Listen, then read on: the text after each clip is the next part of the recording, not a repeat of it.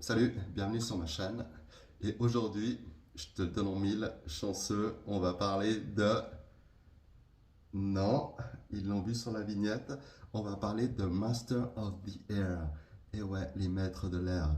Et je te parle pas de cette série à la con sur Netflix, je te parle pas de The Last Airbender, non, je te parle de Master of the Air, mec. So long, gay boys! Et alors, Master of the Air est une série produite par Steven Spielberg et Tom Hanks sur Apple et elle donne suite à Band of Brothers sorti en 2001 sur HBO et ainsi que The Pacific est sorti aussi 9 ans plus tard sur HBO. Alors, Master of the Air est une série qui retrace l'histoire des hommes du 100e groupe de bombardement de la 8e Air Force Armée chargé de bombarder les lieux stratégiques de l'Allemagne nazie pendant la Seconde Guerre mondiale. Ils étaient surnommés les Bloody Hundred en raison du nombre de pertes qu'ils avaient subies. Voilà, merci. Alors au niveau du casting, on va trouver, je vais commencer déjà par les stars un peu, on va retrouver Austin fucking Butler, mec. C'est le gars qui a incarné au cinéma Elvis, Monsieur Rock and Roll, mec. Et ce gars, je le kiffe de ouf. Il a aussi fait dernièrement, je l'ai vu dernièrement dans Dune 2, il incarnait Fred Rota et je l'ai trouvé vraiment de ouf face à Timothy Chalamet. Franchement, mec, j'ai vraiment kiffé ce mec. Je crois que je le kiffe de plus en plus. Au début, j'étais pas convaincu, mais là, je me dis, ce gars-là, mec, il a vraiment un putain de style, quoi. On va le voir prochainement dans Bike Riders, je crois, de Jeff Nichols, aux côtés de Tom Hardy et Jodie Comer. Et ça aussi, c'est un film. Je pensais que c'était une série, mais là, ce sera un film qui va sortir en juin. Il a enfin été racheté. Il y a les droits qui ont été traînés à gauche, à droite, mais il vient d'être racheté par une maison. Voilà. Et on aura enfin l'occasion de voir ce putain de film avec ce mec où il va jouer les bikers, mec. Et si tu vois les photos, franchement, aux côtés de Tom Hardy, ça donne vraiment trop envie, mec. Après, il y a aussi Barry Keoghan. Je sais pas si on prononce comme ça, je suis désolé. Mais il y a Barry Keoghan qu'on a vu dans La mise à mort du cerf sacré, où je l'ai franchement, le film super glauque, mais que j'ai bien kiffé aux côtés de Colin Farrell. Il a aussi incarné le Joker dans le dernier Batman. On le voit, on reconnaît à peine, mais il a incarné le Joker. Et dans les Banshees de Inisherin, où il joue les mecs un peu farfelus, un peu chelous, ah, il m'a pas vraiment convaincu, mais voilà, ça va. Bah, c'est assez stylé aussi. Et bien sûr, on l'a vu dernièrement dans Saltburn, mais j'ai plutôt envie de dire Saltburn, parce que je sais pas c'est quoi le putain de buzz autour de ce film, mais franchement, le gars qui va bouffer du foutre au fond de la baignoire et qui va essayer de baiser une tombe, bon, ça c'est une autre histoire, j'arrête pas à piger en fait le délire autour de ce film. Je l'ai pas vraiment trouvé vraiment terrible. C'était la réalisatrice, je crois que c'est. Alors, c'est pas parce que c'est une réalisatrice, c'est ce que vous avez tous pensé. Mais non, la réalisatrice, c'était celle qui avait fait dernièrement avec. Comment elle s'appelle? Et je l'adore, cette meuf. Carey Mulligan, c'était l'actrice dans Drive, j'en reviendrai toujours à Drive à chaque fois que je pourrais. C'était l'actrice de Drive et elle a joué dans Une femme prometteuse. Franchement, ce film-là, j'ai quand même trouvé assez cool. Et là, je pense qu'elle a sauté. Putain, mais pourquoi je parle de ça? On s'en fout, on parle des maîtres de l'air. Ok? Après, j'ai découvert un autre mec, c'est Anthony Boyle. Mec, c'est un truc assez de ouf. Ce mec, alors c'est pas du spoil, je pense pas que c'est du spoil, mais je m'y attendais vraiment pas. Dans les premiers épisodes, t'as là genre, ah, ce gars-là, bababa, rababam, et tu te dis genre, rapapam, bababam, ram, papapam, ram, papapam. Ce mec-là, tu te dis genre, il sort d'où, il débarque d'où, t'as presque envie qu'il canne en fait. Ouais, c'est un peu salaud ce que je dis. Mais t'as presque envie qu'il sorte assez vite du tableau et il a quand même une tendresse vraiment attachante qui commence petit à petit et après, il y a aussi cette force tranquille, et tu t'y attends vraiment pas. Et franchement, franchement, il m'a bluffé ce mec. Et je crois il est dans une nouvelle série qui s'appelle Manhunt, aussi sur Apple. Alors j'ai commencé à regarder, le truc c'est que l'époque, c'est pas vraiment mon style. C'est un peu une chasse à l'homme, mais j'ai regardé le premier épisode, ça m'a un peu gavé, c'est dommage parce que franchement, je pense que ce gars-là, il a vraiment un putain de potentiel et je pense qu'il mérite d'être connu. Et là, attention, mesdames et messieurs, roulement de tambour. La star, la méga star, franchement, le gars qui crève l'écran, c'est Callum Turner. Je sais pas d'où il sort ce gars, mais avec son sourire carnassier, avec sa force tranquille, il apporte une dynamique à son personnage qui est juste incroyable. Il s'accorde, on dirait que c'est lui qui accorde l'ensemble du paysage et et il m'a refait, je ne sais pas d'où il est sorti. Pourtant, j'avais vu dans Boys in the Boat de George Clooney, et je pense que c'est la direction, ou peut-être le personnage dans le scénar qui. Mais je l'ai trouvé fade, et j'ai trouvé. Voilà, il m'a pas marqué plus que ça. Mais là, franchement, le gars, il m'a refait ma life. J'adore sa gestuelle, j'adore son sourire. Il s'accorde tellement bien avec les autres personnages. C'est lui qui soude l'équipe. Même sa façon nonchalante d'attendre l'équipage lorsqu'il rentre, tu vois qu'il a vraiment, tu sens une douleur en lui, une rage en même temps, cette force, cette force masculine qu'on attend par exemple d'un père, j'ai envie de dire, alors un père un peu à moitié tordu, mais et sa gestuelle, il a une gestuelle, une façon d'être. Il m'a rappelé un peu, on aurait dit Jason Lee dans My Name is Earl, avec qui part en live et qui a quand même des putains de burnes pour tenir tout cet équipage, pour les emmener dans la bonne direction. Et pour moi, c'est lui le gros plus de cette série. Je pense que effectivement, s'il n'avait pas été là, la sauce aurait eu la peine à prendre en quelque sorte. Il ne suffit pas des bombardements et tout ça, mais pour moi, c'est lui la star. Alors voilà, de nouveau, le casting toujours impeccable, comme dans Band of Brothers et The Pacific. Les mecs, ils ont des putains de tronches, ils ont des gueules coupées au couteau. T'as l'impression qu'ils sortent d'un champ de maïs, et l'autre qui vient d'une grande école, d'une grande université. Et après, ben, l'histoire fait ça tout seul. Alors c'est une histoire vraie, donc il n'y a pas à chier, quoi. La série, elle avance par rapport à ça. Tu sais où ça va, tu sais où l'histoire, elle va. Donc je pense que c'est pour ça qu'il y a une petite... au bout d'un moment, je vais pas te mentir, c'est qu'au bout d'un moment, c'est vrai que la série, elle s'éteint un tout petit peu, mais en tout cas, les premiers épisodes, ils sont vraiment incroyables. J'ai adoré la complicité entre Austin Butler et Callum Turner. Tu sens que les deux, ils sont, voilà, comme dans True Detective, la première saison, les deux, ils sont complémentaires, ils s'accordent vraiment bien, ils n'ont pas la même vision. Turner, c'est vraiment la force tranquille. C'est le mec qui se dit, plus je serai tranquille, plus je serai calme, et plus j'aurai le contrôle, et plus j'aurai de chances de passer entre les balles.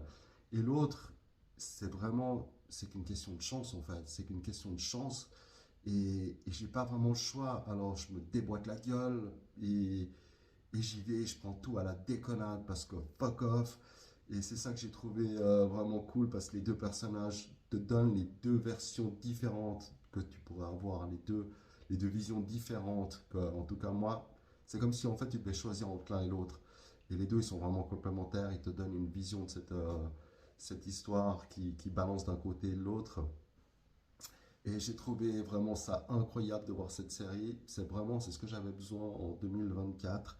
Il y en a marre de ces séries de merde où voilà, il n'y a pas de paillettes, il n'y a pas de chichi, là, ça y va, c'est vraiment, ça transpire la camaraderie, c'est l'esprit d'équipe, c'est des vrais mecs. Je suis désolé de le dire comme ça, mais c'est des vrais mecs. Et c'est des gars qui sont canés. Je sais pas pourquoi, ça m'a ému, ça m'a touché, mec. Il y a les premiers épisodes, ils m'ont fait chialer, mais comme un petit bébé, je te jure. Oh, c'est pas pour faire le mariole, mais j'ai pas perdu des potes dans les rizières, mais j'ai perdu un pote d'un cancer et un autre d'un accident de moto. Et mec, quand tu vois en fait ce que les gars ils ont vécu, c'est-à-dire que le matin, tu es en train de bouffer tes œufs brouillés et le soir, la moitié des gars avec qui tu étais, ils sont pas revenus, quoi. t'imagines, c'est des vrais gars. Et les gars, ils avaient entre 19 et 25 ans. Tu vois, c'est des gars, ils avaient déjà des couilles, ils étaient burnés à cet âge-là. Mais mec, le respect, ils sont calmes, ils y vont, ils doivent rentrer dans un putain de cockpit en sachant qu'il y a peut-être une chance sur deux qu'ils ne reviennent pas. Et ils y vont, mec, ils y vont. Et c'était des gamins, gars. Et quand tu les vois, c'était pas de la déconnade, mec. Et, et franchement, même là, ça me remue parce qu'à un moment, il y a un avion qui se fait attaquer par des chasseurs, un bombardier qui se fait attaquer par les chasseurs. Il se fait mitrailler et il prend feu et il explose. Et tu as un des, un des mitrailleurs du bombardier en face qui dit naïvement: Est-ce que tu as vu des parachutes? Et t'es là, mais mec, c'est juste impossible qu'il y ait des parachutes. Les gars, ils se sont fait exploser la tronche en l'air. Et tout ce côté naïf, tout ce côté enfantin, en disant que les gars, ils allaient bombarder des, peut-être des civils, où ils avaient peut-être quelque chose qui... C'est sûr qu'ils avaient des marques, mais ce que je veux dire par là, c'est qu'ils y allaient vraiment dans une... Parce qu'ils le faisaient pour leur pays, effectivement, mais franchement, ça m'a vraiment touché. J'ai trouvé que...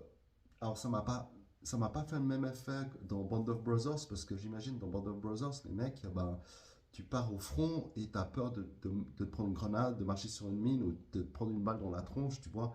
Mais là, les mecs, ils sont tous dans le même bateau. Les gars, ils sont tous dans le même bombardier. C'est juste... C'est une boule de métal, en fait, qui les soude. T'as l'impression que là, ça les soude vraiment tous ensemble. Et mec, ça m'a remué. Ouais, j'ai trouvé vraiment ça incroyable. Et ce que j'ai bien aimé aussi avec justement avec cette série, c'est qu'on n'en reste pas cloîtré dans ce cockpit. Ça vraiment, c'est évolutif, ça avance. On voit un personnage, on passe à l'autre personnage, on passe sur justement un côté plus tendre à ce qu'ils vivent aussi au fur et à mesure dans leur vie amoureuse. Et du fait qu'ils vont peut-être pas revenir, comment ça peut changer un homme de se dire que de voir ses amis qui vont peut-être pas revenir au jour le jour et de se dire ouais,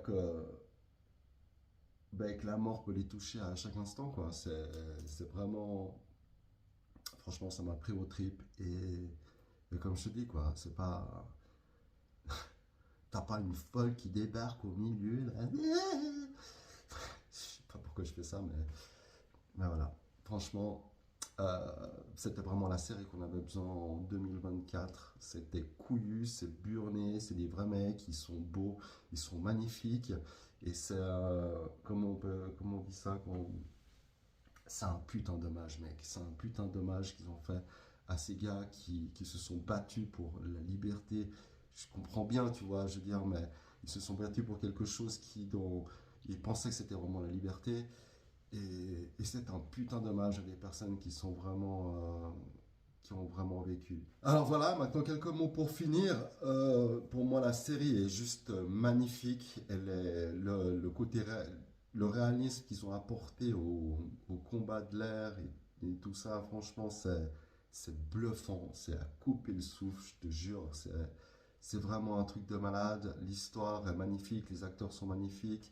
Tu sens qu'il y a de l'émotion. Alors, à la fin, ça s'essouffle un tout petit peu, et je pense parce qu'on sait où ça va. Mais, mais c'était vraiment une putain de série, et je pense que c'est la série qu'on avait besoin, que j'avais besoin. En tout cas, moi, je suis en train de me gratter les couilles. C'est la série que j'avais besoin pour 2024, parce que j'en ai marre de regarder des séries à la con. Alors, je pense que je suis pas le seul à le penser, mais j'en ai marre de ce concept woke constant qu'on essaye de nous baratiner, de nous bourrer le crâne. Le message, on l'a compris une fois. C'est bon, c'est comme cette histoire de Barbie. On a pigé le concept, quoi. Ça sert à rien de vous tirer la bourre pour de nouveau amener une série avec le nouveau message, cette tendance.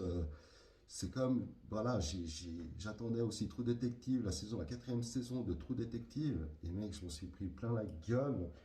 Mais dans le mauvais sens, en fait. Je comprends pas, quoi. C'est bon. De nouveau, Jodie Foster qui a envie de se taper n'importe quel mec, qui est une chaudasse de service. Bon, elle a perdu son fils, mais est-ce que toutes les femmes qui ont perdu leur fils deviennent des chaudasses de service? et l'autre qui est martyrisé par la mort de sa mère, et qu'il y a sa sœur qui est lesbienne, qui doit se peinturer la gueule, mais tu peux pas en rajouter encore plus, s'il te plaît. Rajoute encore plus de bordel. Non, s'il te plaît, less is more, c'est ce qu'on dit toujours, et juste fais basique, mais fais bien en fait. Ça sert à rien de nous apporter tout. Bon, maintenant, on va nous apporter un black à qui il manque une queue, on va nous apporter une lesbienne qui n'a pas été toute sa vie, mais qui maintenant le devient parce que son père l'a cogné avec un marteau par derrière la soirée de Pâques. On s'en branle complètement, en fait, juste fais simple. Le message, il passera tout aussi bien. Mais là, de bourriner, on s'en tamponne. En tout cas, moi, je m'en tamponne. Et ce qui est chiant, c'est que c'est en train de me niquer des séries que j'aime vraiment. True Detective, j'ai adoré la première saison. La deuxième avec Colin Farrell, elle était, ouais, franchement. Mais tu vois, l'histoire du motard gay, j'en ai rien à foutre, ça m'a pas fait genre, un motard gay, j'en ai rien à branler. L'histoire, elle était juste moyenne parce qu'ils ont voulu trop en faire, comme à la True Detective, la saison 1 de True Detective. Mais après, là, au bout d'un moment, c'est bon. Et c'est ça que j'ai kiffé avec cette série, avec cette saison, c'est que, justement, alors tu vas me dire, genre, les mecs, je sais pas, update un peu, quoi, mais quand tu vois que dans les années 40, voilà, la valeur des personnes, la valeur morale qu'ils avaient, et ça n'a rien à voir avec le LGBTQR, hein, mais putain, c'était juste simple, c'était juste beau, c'était magnifique, et voilà, tiens, là j'entends Jeff, ah putain, non, il s'appelle comment? Putain, mec, ah putain,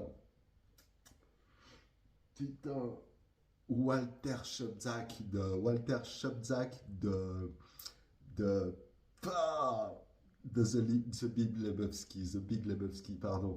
Je vois, le gars, quand il dit genre, dire que mes potes sont morts dans les rizières pour que cette sale pute puisse se couper le pied, ou je sais pas quoi. Attends, je la retrouve, regarde. Toute cette pourriture. Et dire que j'ai vu mes copains crever dans la boue pour que des besogneuses comme elle, des vois pas filles le des rapport, rues, Walter. des Qu'est-ce que paillasses ça a à de voir avec le Portugal. Vietnam, mec? Ah, mais il y a un rapport direct. Mais ta gueule, Walter, mais ta gueule, Walter. Voilà, je veux dire, tu te dis, genre, effectivement, les gars, mec, tu dis qu'ils ont été bombardés l'Allemagne nazie. Franchement, à un certain moment, tu te dis, je me demande ce qui serait passé s'ils avaient gagné, je te jure, hein. On n'en serait peut-être pas là. Bon, allez, je déconne, je suis en train de partir en roue libre et je déconne la merde, je suis désolé. Allez, love tout le monde.